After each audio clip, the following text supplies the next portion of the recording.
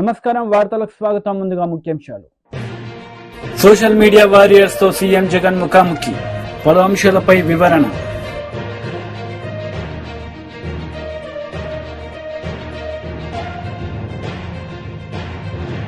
Alampur parliamentary meeting లో పాల్గొన్న మాజీ మంత్రి కేటీఆర్. ఈ సందర్భంగా ప్రసంగం.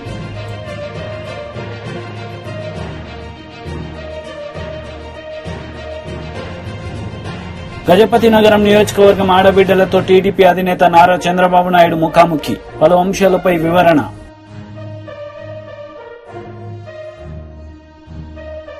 సోషల్ మీడియా వారియర్స్ తో సీఎం జగన్ ముఖాముఖి కార్యక్రమం నిర్వహించారు. ఈ సందర్భంగా వారితో ఆయన మాట్లాడారు. యూట్యూబ్ నెట్వర్క్ ద్వారా కనెక్ట్ అయి ఉన్న వాళ్ళందరికీ కూడా, ఇక్కడికి రాలేకపోయినా కూడా మీ అభిమానంలో మాత్రం ఎక్కడా కూడా తక్కువనేది లేకుండా మీ అన్నకు ఈ దాదాపుగా 5 సంవత్సరాల పాటు మనం అధికారంలోకి రాక మునుపుడు నుంచి ఇప్పటిదాకా ప్రతి సందర్భంలోనూ తోడుగా ఉంటూ వస్తా ఉన్న నా చెల్లెమ్మలకు, నా తమ్ముళ్లకు,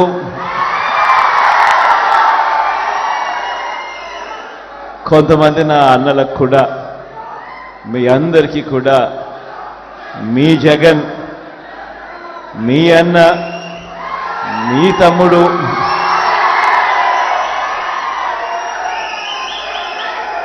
పేరు పేరున 2 చేతులు జోడించి శిరస్సు వంచి కృతజ్ఞతలు తెలుపుతా ఉన్నాడు.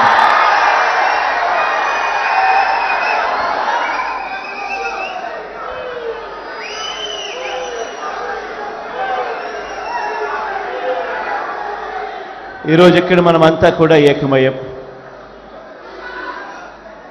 రాబోయే రోజుల్లో, మరో 18 రోజుల్లో జరగబోతా ఉన్న ఎన్నికల కురుక్షేత్రంలో ఈరోజు మనమంతా కూడా క్రియాశీలకంగా పార్టిసిపేట్ చేసే కార్యక్రమంలో ఈరోజు అందరం కూడా షేర్ చేసుకునే విషయంలో ఈరోజు అందరం ఏకమయ్యాం. ఈరోజు నేను మీ అందరితో కూడా ఒకటే చెప్తా ఉన్నా. మనకు ఒకవైపున చూస్తే మనకు అటువైపు ఉన్న బలాలు మన దగ్గర లేవు. అటువైపు మనం యుద్ధం చేస్తూ ఉన్నది ఎవరితో అని చెప్పి చూస్తే ఇటువైపున కేవలం మీ జగన్ ఒకే ఒక్కడు ఇటువైపున కనిపిస్తాడు.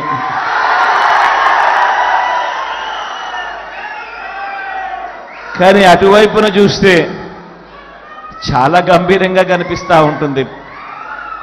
వాళ్ళ కూటమిలో వాళ్ళను చూస్తూ ఉన్నప్పుడు ఒక్క జగన్ మీద ఒక చంద్రబాబు, ఒక దత్తపుత్రుడు, ఒక ఈనాడు, ఒక ఆంధ్రజ్యోతి, ఒక టీవీ5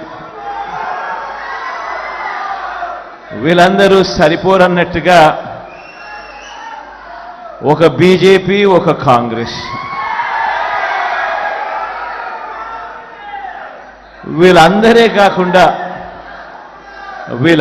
కాకుండా మనం యుద్ధం చేస్తూ ఉన్నది ఎవరితో అనంటే వీళ్ళ కుట్రలతో చేస్తూ ఉన్నాం, వీళ్ళ కుతంత్రాలతో యుద్ధం చేస్తూ ఉన్నాం, వీళ్ళ అబద్ధాలతో యుద్ధం చేస్తూ ఉన్నాం, వీళ్ళ మోసాలతో యుద్ధం చేస్తూ ఉన్నాం. ఈ మధ్యకాలంలో అయితే వాళ్ళ ఉక్రోషం ఏ స్థాయిలోకి వెళ్ళిపోయింది అనంటే చివరికి సోషల్ మీడియాలో మీ జగన్కు అంటే వాళ్ళ అన్నకు తాను సపోర్ట్ చేసింది అని, ఆ సపోర్ట్ కూడా పాపం తాను ఎందుకు చేసింది అనంటే తాను జగనన్న చేసిన మంచితో తాను కూడా బాగుపడిందని, జగనన్న వల్ల తనకు ఇల్లు వచ్చిందని, ఇంటి స్థలం వచ్చిందని, మిగిలిన పథకాలు కూడా జగనన్న వల్ల వచ్చాయని తన సంతోషాన్ని తాను సోషల్ మీడియాలో పాలు పంచుకుంటే గజపతి నగరం నియోజకవర్గం ఆడబిడ్డలతో టీడీపీ అధినేత నారా చంద్రబాబు నాయుడు ముఖాముఖి కార్యక్రమం నిర్వహించారు. ఈ సందర్భంగా పలు అంశాలపై ఆయన మాట్లాడారు. ప్రోత్సహించాం. మీరు చాలా వస్తువులు తయారు చేసేవారు. కొంతమంది ఆడబిడ్డలు మలేషియా పంపించాం, ప్రపంచం మొత్తం పంపించాం. మీరు తయారు చేసిన వస్తువులు విదేశాల్లో కూడా అమ్మించిన సందర్భం ఉంది. దాన్ని ఇప్పుడు కూడా డాక్రా బజార్లో పెట్టాం. ఇవన్నీ కూడా చేశాం. నేను ఆ విషయం కూడా మీకు ఒకసారి చెప్తాను. ఉచితంగా ఇంకొక పక్క నేను చెప్పాను, ఎప్పుడో దీపం పెట్టి ఉచిత గ్యాస్ సిలిండర్ ఇచ్చాను. ఆ రోజు ఇచ్చిన తర్వాత రేట్లు పెరిగాయి, నిత్యావసర వస్తువులు పెరిగాయి, గ్యాస్ రేట్లు పెరిగాయి. ఇప్పుడు వాడమే మానేసే పరిస్థితికి వచ్చారు. అందుకే మీ అందరికీ హామీ ఇస్తున్నా, 3 గ్యాస్ సిలిండర్లు ప్రతి సంవత్సరం ఉచితంగా మీకు ఇస్తా. మళ్లీ మీ ఖర్చులు తగ్గిస్తాం, మిమ్మల్ని ఆదుకుంటామని చెప్పి కూడా నేను మీకు తెలియజేస్తున్నాను. ఏమమ్మా నీళ్లు వస్తున్నాయా మీ ఇంటికి అని అడుగుతున్నా. నాగరిక ప్రపంచంలో ఉన్న అందరికీ సెల్ ఫోన్లు ఉన్నాయా లేదా? అందరికీ సెల్ ఫోన్లు ఉన్నాయి, కానీ మంచినీళ్ళు మాత్రం రావు. ఇదేం ప్రభుత్వం నాకు అర్థం కాలేదు.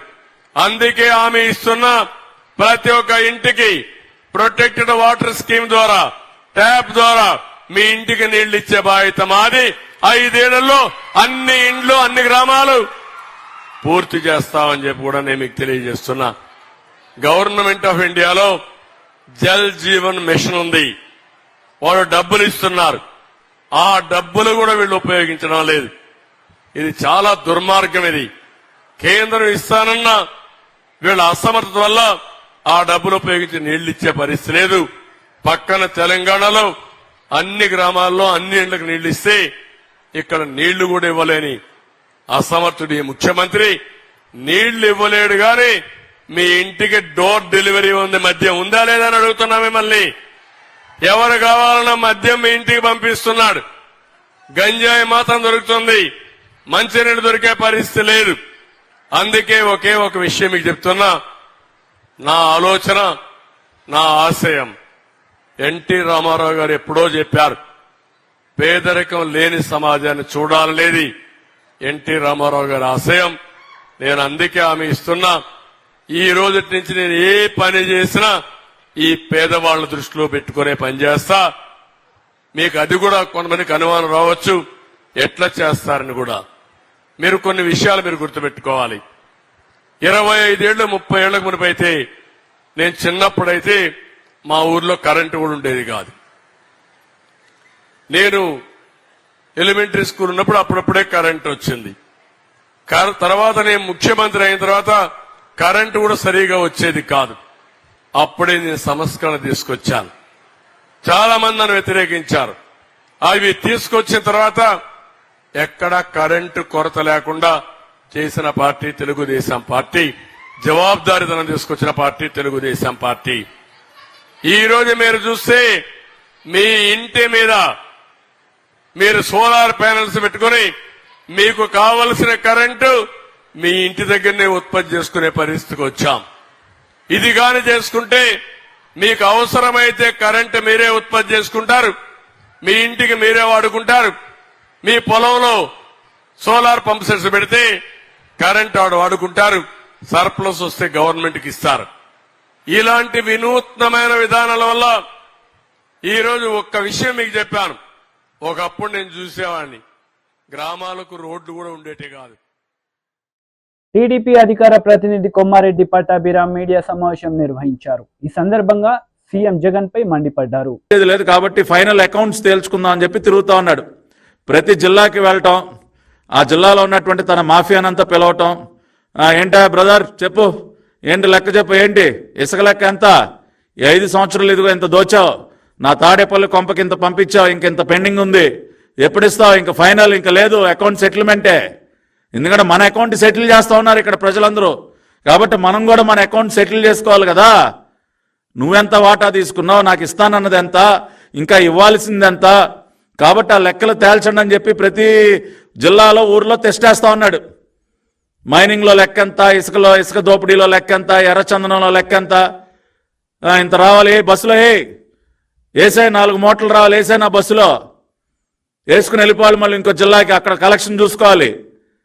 సో ఈ బుస్ యాత్ర అంతా ఏంటంటే తాము 5 సంవత్సరాలుగా చేసినటువంటి భారీ అవినీతికి సంబంధించినటువంటి లెక్కలు తేల్చుకోవటానికండి. అంతకు మించి ఏమీ లేదు.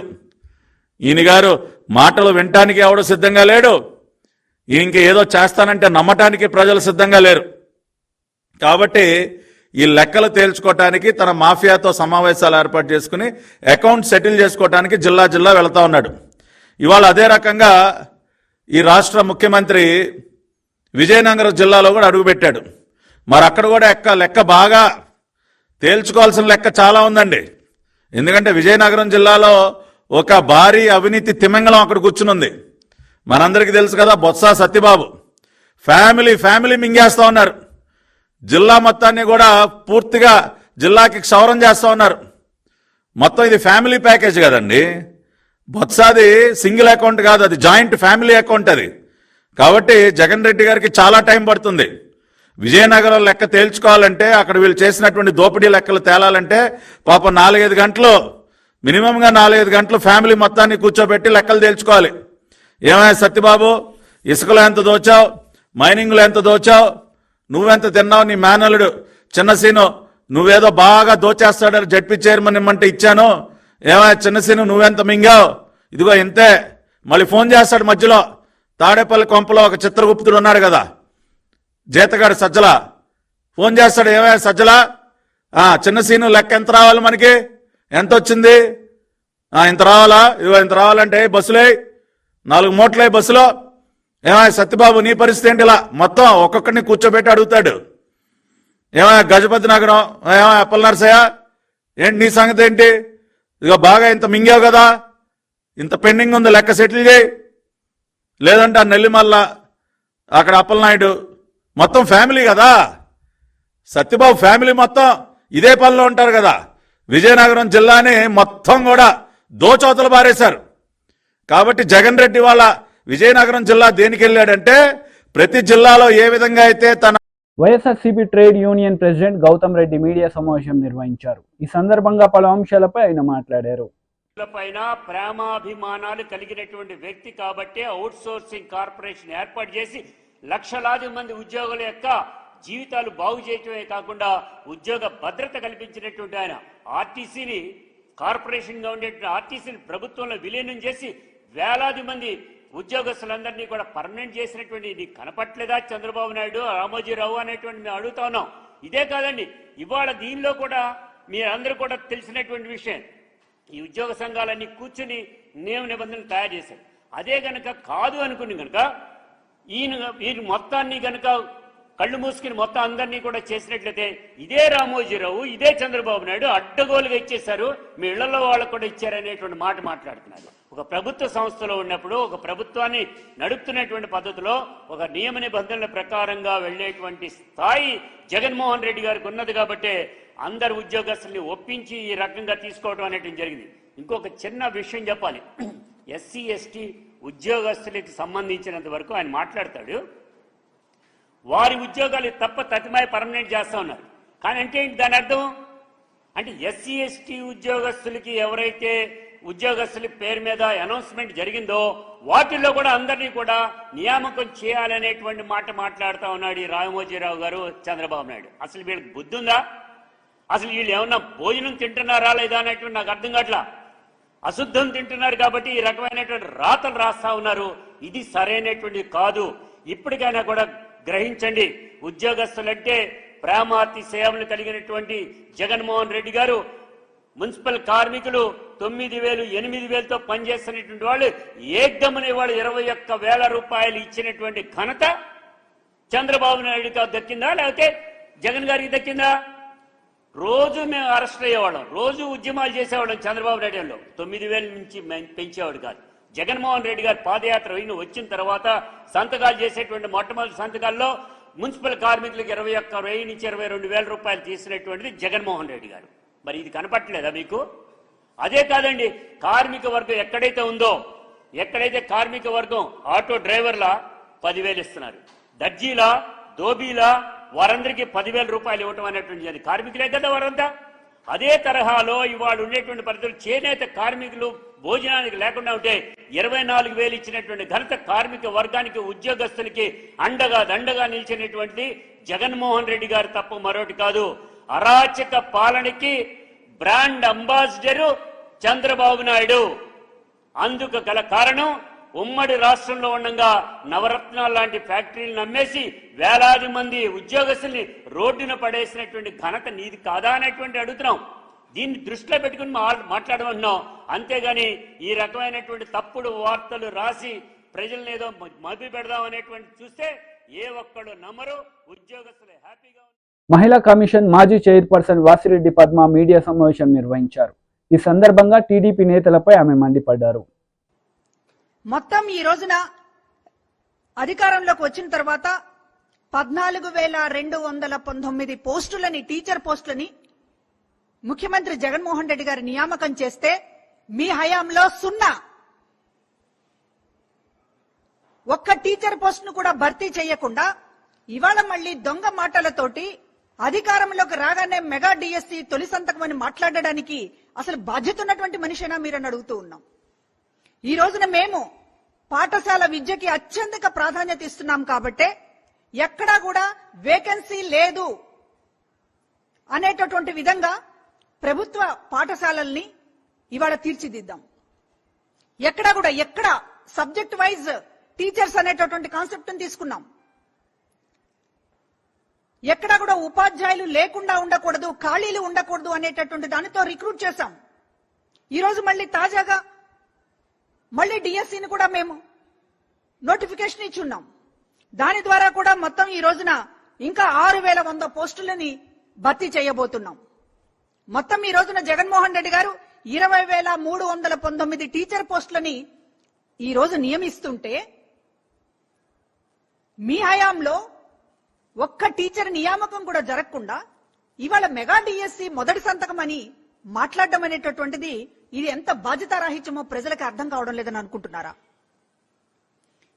పాఠశాలల్లో ఎక్కడా కూడా విద్యల విషయంలో, నాణ్యత విషయంలో రాజీ పడడం లేదు. వాళ్ళకి అత్యంత ఆధునికమైనటువంటి పాఠశాలను ఈ రోజున మీ కళ్ల ముందు చూపిస్తూ ఉన్నాం.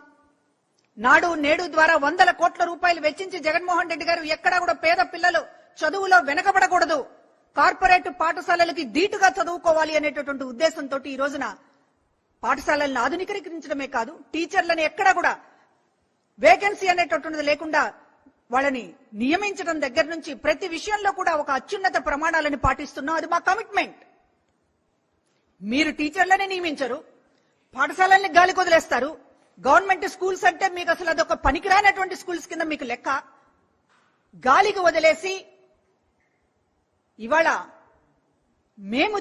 మమ్మల్ని చూసిన తర్వాత ఇవాళ టీచర్ నియామకాల గురించి, పాఠశాల విద్య గురించి ఈ రోజు మీరు కళ్ళు తెరిచి మాట్లాడుతూ ఉంటే ఇవాళ ప్రజలు నవ్వుకుంటున్నారు. కాబట్టి ఇవాళ మెగా డిఎస్సి మీద తొలి సంతకం అనేటటువంటిది ఎంత బూటకమో, మీ మొదటి సంతకమే బూటకం. అసలు మీ హామీలు 2014 అధికారంలోకి రావడానికి మీరు ఇచ్చినటువంటి హామీలు, మేనిఫెస్టో గురించి ఈ రోజు ప్రతి సభలోనూ జగన్మోహన్ రెడ్డి గారు చెప్తా ఉన్నారు. ప్రజలందరూ కూడా ముక్త కంఠంతో ఒక్కటి కూడా అమలు చేయలేదని చెప్తా ఉన్నారు. రుణమాఫీ దగ్గర నుంచి మీరు చెప్పిన ప్రతిదీ మోసమే. మళ్ళా ఈ రోజు 2024లో అధికారంలోకి వస్తే మొదటి సంతకం మెగా డిఎస్సి అని మాట్లాడుతున్నారంటే మీ మొదటి సంతకమే పెద్ద దగ. మీ మొదటి మాట, మొదటి సంతకం, మీ మొదటి హామీ ఏది కూడా ఈ రోజున. దుబ్బాక మాజీ ఎమ్మెల్యే రఘునందన్ రావు మీడియా సమావేశం నిర్వహించారు. ఈ సందర్భంగా ఇరు పార్టీలపై ఆయన మండిపడ్డారు. చెప్పిండు రఘునందన్ తోటి పెట్టుకోవద్దు రేవంత్ రెడ్డి గారు, నీకంటే 2 నాకులు చదివి వచ్చినా ఎక్కువ అని. ఇవాళ కూడా అందుకని మంచిగా కలర్ఫుల్ గా పుస్తకాన్ని మంచిగా రాసి కలర్ఫుల్ పుస్తకాన్ని తీసుకొని వచ్చి మీ ఆఫీస్కి పంపిస్తా ఉన్నాం. మీరేం బాధపడకండి. దీన్ని కొరియర్లో మేమే మా సొంత పైసలు పెట్టి పంపిస్తా ఉన్నాం. కవర్ మీద అడ్రస్ కూడా రాసినాం. కవర్ లోపల ఓ పుస్తకం కూడా పెట్టినామన్న. ఇప్పుడు మీకు చూపించిన ఈ పుస్తకాన్ని బాజాప్తా గౌరవనీయులు శ్రీ ఏ రేవంత్ రెడ్డి గారు, honourable chief minister Telangana, 6th floor CMO secretariat Khairatabad Hyderabad Telangana 5,22,000. ఈ అడ్రస్ కి ఇప్పుడు కొరియర్ ద్వారా పంపిస్తున్నాం. కొరియర్ వల్ల ఎన్నడూ ఎన్ని గంటలకు ముట్టిందో కూడా తీసుకొచ్చి రిసీవ్డ్ కాపీ కూడా అడుగుతామన్నా. బాజాప్తా ఈ పుస్తకాన్ని ఇప్పుడు మీ అందరి సమక్షంలోనే సీల్ చేసి రేవంత్ రెడ్డి గారు ఈ రాష్ట్ర ముఖ్యమంత్రి గారికి పంపిస్తున్నారు. వింటున్నారు అనుకుంటా మా ఇంటెలిజెన్స్ సార్లు. దీని కవర్ రాగానే వచ్చే ముఖ్యమంత్రి గారు టేబుల్ మీద పెట్టుర్రి. మొదటికి నరేంద్ర మోడీ గారు ఎన్ని పైసలు ఇచ్చిరో లెక్క చెప్పుండ్రి. లెక్క సమాజ్ కాకపోతే ఒక తెలుగు టీచర్ని అడుగుండ్రి, లేకపోతే ఎకనామిక్స్ లెక్చరర్ని పిలువుండ్రి, మొత్తం టోటల్ చేసుకోండి. ఇవే కాదు, మీ కొడంగల్ అసెంబ్లీ నియోజకవర్గంలో ఉన్నటువంటి ప్రతి గ్రామ పంచాయతీకి డంప్ వాటికి ఇచ్చిన పైసలు, నర్సరీలకు ఇచ్చిన పైసలు, శ్మశాన వాటికలకు ఇచ్చిన పైసలు కావాలంటే ఇంకో పుస్తకం కూడా పంపిస్తా రేవంత్ రెడ్డి గారికి. అందుకని ఒక బాధ్యతాయుత స్థానంలో ఉండి బాధ్యత లేకుండా మాట్లాడి ఏదో బట్ట కాల్చి మీద వారేసిపోతా, నేను ముఖ్యమంత్రి కదా నేను ఏది మాట్లాడినా చెల్లుతుంది అనేటువంటి మీ విధానాన్ని నేను తీవ్రంగా ఖండిస్తా ఉన్నాను. మళ్ళీ చెప్తా ఉన్నా, దుబ్బాకలున్న మా గడి కోసం మీరు తొందరగా రావాలని. నా అవసరం లేదు, మా అమ్మ నాన్న అక్కడ మీకు స్వాగతం పలుకుతారు, మంచి తెలంగాణ భోజనం పెట్టి పంపిస్తారు, తొందరగా వచ్చి రిజిస్ట్రేషన్ చేసుకొని పోవాలని ముఖ్యమంత్రి గారిని ఆహ్వానిస్తా ఉన్నాను. మేము మాట్లాడితే మీకు వినడానికి ఇబ్బంది కనిపిస్తా ఉంది. రమ్మని పిలిస్తే రాలేదు, బస్సు వేసుకొని వస్తా అన్నారు. ఇక మీరు వచ్చుడు ఎందుకు, ఖర్చు ఎందుకు, ప్రభుత్వ పైసలు ఖర్చు ఎందుకని నేనే పట్టణం వచ్చిన, నా సొంత పైసలు పెట్టుకొని వచ్చిన, పుస్తకం కూడా నా సొంత పైసలు పెట్టుకొని పంపిస్తున్నా. నీకు చదివి మళ్ళీ ఎప్పుడు వస్తావో చెప్పన్నా, నేను రెడీగా ఉన్నా. నువ్వు వింటున్నావా, నీ పక్కనున్న తెరెనకాలున్న నీ మిత్రుడు హరీష్ రావు గారు వింటున్నారా, ఇనుమని చెప్పు. ఇది మీ ఇద్దరికి కూడా వర్తిస్తుంది. ఏమిచ్చిండు మోడీ అని మాట్లాడుతున్న హరీష్ రావు గారికి నీకు ఇద్దరికి కూడా ఈ పుస్తకం సమాధానం చెప్తుందని నేను అనుకుంటున్నా. మీరు విన్నా, మీ మిత్రుడు హరీష్ గారు విన్నా, ఇద్దరు కలిసి వచ్చినా నాకేం ఇబ్బంది లేదు. వస్తు 2 పేపర్లు చదువుకుంటూ వచ్చినా నా కారులో. సెప్టెంబర్ 17వ తారీఖున నిజాం షుగర్ ఫ్యాక్టరీని తెరుస్తా రేవంత్ రెడ్డి. ఇది సెప్టెంబర్ 17 నేను తెలంగాణ విమోచన దినాన్ని అధికారికంగా జరుపుతా అని చంద్రశేఖరరావు గారు స్టేట్మెంట్ ఇచ్చినట్టే కనబడుతుంది నాకు. అధికారంలోకి వచ్చేదాకా ఆయన గట్లే ఇస్తుండే, అధికారంలోకి వచ్చినాక ఎవరు చెప్పిన భయ్ జూన్ 2వ తారీఖు ఉన్నాక మళ్ళీ సెప్టెంబర్ 17 ఎందుకు అన్నాడు. ఈ సెప్టెంబర్ 17లు ఈ 15 ఆగస్టులో ఎందుకు వాయిదాలు పెడుతుండో రేవంత్ రెడ్డి గారు చెప్పాలి. ఆల్రెడీ అసెంబ్లీ ఒక హౌస్ కమిటీని వేసింది నిజాం షుగర్ ఫ్యాక్టరీ మీద. ఆ హౌస్ కమిటీ 100 రోజులలో తన నివేదికనిచ్చింది చంద్రశేఖరరావు ముఖ్యమంత్రి ఉన్నప్పుడు. ఆ హౌస్ కమిటీలో అందరినీ సభ్యుల్ని చేసుకుని నివేదిక తెప్పించారు. ఆ నివేదిక అలంపూర్ పార్లమెంటరీ మీటింగ్ లో మాజీ మంత్రి కేటీఆర్ పాల్గొన్నారు. ఈ సందర్భంగా ఆయన ప్రసంగించారు. మీరు రండి, మీకు ప్లానింగ్ బోర్డు వైస్ చైర్మన్ పదవి ఇస్తాము. ఇదివరకు నిరంజన్ రెడ్డి గారు పదవి చేసినారు 2014 నుంచి 19 దాకా. ఆ పదవి మీకు ఇస్తాము, కేబినెట్ ర్యాంక్ ఇస్తాము, మీరు పార్టీలోకి రండి అని అడిగినారు. ఆయన వద్దన్నాడు, నేను రానని చెప్పినాడు. మీరు ఐపీఎస్ ఆఫీసర్గా పనిచేసినారు, మీకు అనుభవం ఉంది, పరిపాలన అనుభవం ఉంది, మీరు వచ్చి పబ్లిక్ సర్వీస్ కమిషన్ చైర్మన్ పదవి తీసుకోండి అని మరొక ఆహ్వానం పంపినారు. నాకు వద్దు, నాకు అధికార లాలస కానీ లాలుచి కానీ లేదు, దాన్ని కూడా వద్దన్నాడు. చివరికి ఆయనకి చెప్పినారు, మన రాష్ట్రంలో 3 రిజర్వ్డ్ సీట్లు ఉన్నాయి, నాగర్ కర్నూలు ఉన్నది, వరంగల్ ఉన్నది, పెద్దపల్లి ఉన్నది, మీరు ఎక్కడ కోరుకుంటారో అక్కడికి పంపుతాము, మా పార్టీ తరఫున నిలుచుకోండి, డబ్బులు కూడా మొత్తం మేమే ఖర్చు పెడతాము, మీరు మా పార్టీ తరఫున రండి అని ఆఫర్ ఇస్తే అధికారాన్ని కాదని, అధికార పార్టీని కాదని, వాళ్ళ ప్రలోభాలను కాదని, ఇవాళ కష్టంలో ఉండే మన నాయకుడు కేసీఆర్ గారికి అండగా వచ్చిన దీశాలి ఒక ధైర్యవంతుడు మీ అలంపూర్ మట్టి బిడ్డ ఆర్ఎస్ ప్రవీణ్ కుమార్ గారు. నేను తప్పకుండా చెప్తా ఉన్నా ఈ మాట. ఆనాడు ఒక ఉన్నతాధికారిగా, ఏనాడు మత్సలేని జీవితం, అవినీతి ఆరోపణలను ఎదుర్కోలేం. పిల్లలకి చదువు చెప్పాలి, నాణ్యమైన చదువు వస్తే విద్యతోనే వికాసం వస్తుంది, వికాసంతోనే సమాజంలో సమానత్వం వస్తుంది అనే ఒక ఉదాత్తమైన ఆలోచనతో ఒక తరం బాగుపడాలి, ఒక పిల్లలు చదువుకుంటే ఆ తరం, ఆ కుటుంబం మొత్తం బాగుపడుతుందనే ఆలోచనతో కేసీఆర్ గారు గురుకుల పాఠశాలను 1000 గురుకుల పాఠశాలను పెడితే వాటిని సమర్థవంతంగా నడిపి లక్షలాది మంది ఆనిముత్యాల లాంటి పిల్లలను తయారు చేసిన అద్భుతమైన అధికారి మీ అలంపూర్ మట్టి బిడ్డ ఆర్ఎస్ ప్రవీణ్ కుమార్. ఇవాళ అధికారిగా ఉన్నప్పుడే ఇంత మంచి పనులు చేయగలిగితే ప్రవీణ్ కుమార్ గారు, రేపు మీరు పార్లమెంట్ సభ్యుడిగా గెలిపిస్తే ఎన్ని అద్భుతాలు ఢిల్లీ వేదికగా చేస్తాడు మన కోసం, మన నాగర్ కర్నూలు పార్లమెంట్ కోసం ఒక్కసారి ఆలోచించమని చెప్పి నేను కోరుతా ఉన్నాను. దయచేసి ఇప్పుడే అన్న వెంకటరామరెడ్డి అన్నారు, అలంపూర్ అనేది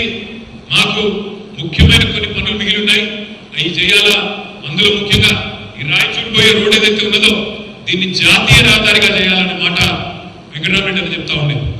నేను ప్రవీణ్ గారిని కోరుతా ఉన్నా, సోదరుడు వెంకటరామరెడ్డి గారు విశేషమైన రాజకీయ అనుభవం, విశేషమైన ప్రజాభిమానం కలిగిన నాయకుడు.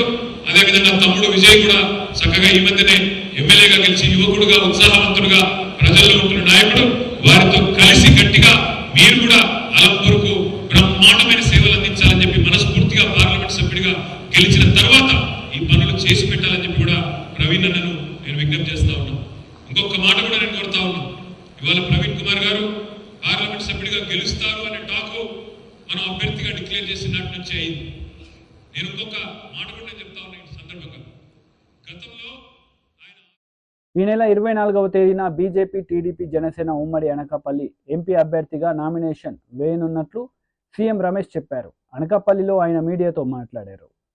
ఒకసారి అందరికి కూడా మరొకసారి నేను విన్నవించుకుంటున్నాను. అందరూ కూడా భారీగా ర్యాలీలో రావాలని చెప్పేసి తెలియజేస్తున్నాను. రూటు ఎలా వెళ్తుంది? ముఖ్యమంత్రి సిద్ధం సభలో లోకల్ ఎమ్మెల్యేని మాట్లాడించినాడు, క్యాండిడేట్ని, లోకల్ ఎమ్మెల్యే అభ్యర్థిని మాట్లాడించాడు. ఇక్కడ అనకాపల్లి అభ్యర్థిని.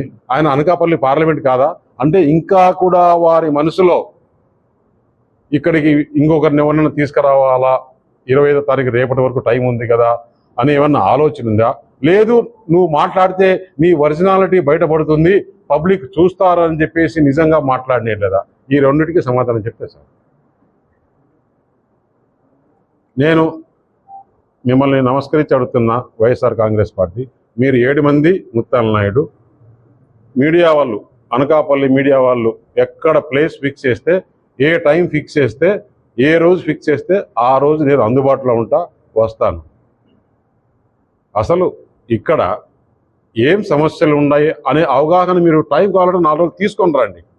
మీరు ఏం చేస్తారు ఎంపీ అయితే, నేను ఎంపీ అయితే ఏం చేస్తాను అన్నది మీడియా సమక్షంలో మాట్లాడుకుందాం. ఇంకా నువ్వు చెప్పావు డేటా, ఇక్కడ మండలాలు తెలియదు, ఊర్లు తెలియదు అని, అది కూడా మాట్లాడుకుందాం. నాకు తెలిసిన సబ్జెక్టు ఎక్కువ నాకు తెలుసా, సబ్జెక్ట్ వైజ్ నీకు తెలుసా, మీడియా సమక్షంలోనే మాట్లాడుకుందాం. ఇదంతా కూడా అనకాపల్లి ప్రజలు కూడా చూడాలి. మనం యూట్యూబ్లో అందరికీ ఇచ్చేస్తాం, అందరికీ ఫోన్లు ఉన్నాయి, ఇప్పుడు ఇచ్చేస్తాం. కాబట్టి మీడియా వారు దయచేసి మీరు మీడియేట్ చేసి దీన్ని ఫిక్స్ చేస్తే బాగుంటుందని చెప్పేసి తెలియజేస్తున్నా. అలా మీడియా మిత్రులు అందరూ కూడా పాల్గొని ఈ సభను మొత్తం అందరికి కూడా కాన్స్టిట్యున్సీ ప్రజలకు, ఈ రాష్ట్ర ప్రజలకు కూడా, ఎందుకంటే రాజ్నాథ్ సింగ్ గారు అంత పెద్ద గొప్ప వ్యక్తి వస్తున్నాడు మన నామినేషన్ సందర్భంగా. దాని తర్వాత భారీ ర్యాలీ, భారీ బహిరంగ సభ, ఇవి మీరు కూడా అంతా కవర్ చేసి ఈ అనకాపల్లి ప్రజలకి, ఆంధ్రప్రదేశ్ ప్రజలకు పోవాలి. కొంతమంది నేషనల్ మీడియా కూడా వస్తున్నారు. మీకు దానికి కావాల్సిన వ్యాన్ కానీ కావాల్సిన కూడా మేము ఒక కోఆర్డినేటర్ని పెడతాము. వారితో అందరూ కూడా కోఆపరేట్ చేసుకుంటే బాగుంటుందని చెప్పేసి ఇక్కడ జరిగేదన్నీ కూడా మీరు కూడా అందరికీ తెలియజేయాలని చెప్పేసి మిమ్మల్ని కూడా వేడుకుంటున్నాను. ధన్యవాదాలు. నన్ను క్వశ్చన్లు అడగచ్చు, బూడి ముత్యాలను క్వశ్చన్లు అడగచ్చు, వాళ్ళ 7 మందిని అడగచ్చు. బట్ వాళ్ళ 7 మంది ప్లస్ 8 మందికి నేను ఒక్కడనే సమాధానం చెప్తాను. ఫుల్ డేటా, పాపులేషన్ కాడ నుంచి గవర్నమెంట్ ఇచ్చి, సెంట్రల్ గవర్నమెంట్ ఎన్ని స్కీమ్స్ వస్తున్నాయి, దాంట్లో ఈ కాన్స్టిట్యున్సీలో ఎంత బెనిఫిషియర్స్ ఉన్నారు, కాన్స్టిట్యున్సీ వైజ్ కావాలంటే తీసుకుందాం, మండల వైజ్ కావాలంటే తీసుకుందాం, ఎంటైర్ పార్లమెంట్ కావాలంటే కూడా తీసుకుందాం. దేనికైనా రెడీగా సిద్ధంగా ఉంటాను. అంత ప్రిపేర్ అయ్యి వచ్చిన నేను అనకాపల్లికి వచ్చినప్పుడే. కాబట్టి ఆయనకు పార్లమెంటు అంటే ఏంటి, అసలు నువ్వు డిప్యూటీ సీఎంగా ఉన్నప్పుడు ఒక్క చెప్పుకోదగ్గ పని ఈ జిల్లాలో, అనకాపల్లి జిల్లాకు ఈ 7 నియోజకవర్గాల్లో చేసినాను నువ్వు చెప్పు. నేను చెప్తా. నువ్వు రేపు అసలు ఒకటి ముత్యాల నాయుడు చెప్పాల్సిన విషయం, రేపు పార్లమెంట్ ఎలక్షన్లు అయిపోయిన తర్వాత అసెంబ్లీలో ఒకవేళ జగన్మోహన్ రెడ్డికి మెజారిటీ వచ్చినాయి అనుకుందాం, వాళ్ళ పార్టీకి, జగన్మోహన్ రెడ్డి ముఖ్యమంత్రి అవుతాడు. లేదు కూటమికి వస్తే చంద్రబాబు నాయుడు ముఖ్యమంత్రి అవుతాడు. ఎంపీల వరకు తీసుకుంటే కూటమి ఎంపీలంతా మేము నరేంద్ర మోడీ గారికి సపోర్ట్ చేస్తే ఆయన ప్రధానమంత్రి అవుతాడు. వీళ్ళ ఎంపీలు ఎవరికి ప్రధానమంత్రిగా క్యాండిడేట్ చెప్పమానండి. అసలు ముత్యాల నాయుడికి తెలుసా మనం ఎక్కడున్నామని, ఏ పార్టీలో చేస్తున్నామని? అందుకని ఆయన జగన్మోహన్ రెడ్డి ఏమి చెప్తే అది చేసే కూడా లేదు. జగన్మోహన్ రెడ్డి వార్తలు ముగించే ముందు ముఖ్యాంశాలు మరోసారి. సోషల్ మీడియా వారియర్స్ తో సీఎం జగన్ ముఖాముఖి, పలు అంశాలపై వివరణ.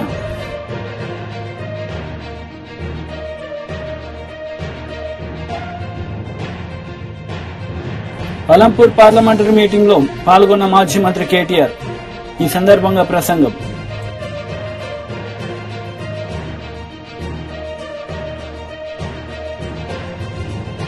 గజపతి నగరం నియోజకవర్గం ఆడబిడ్డలతో టీడీపీ అధినేత నారా చంద్రబాబు నాయుడు ముఖాముఖి. పలు అంశాలపై వివరణ.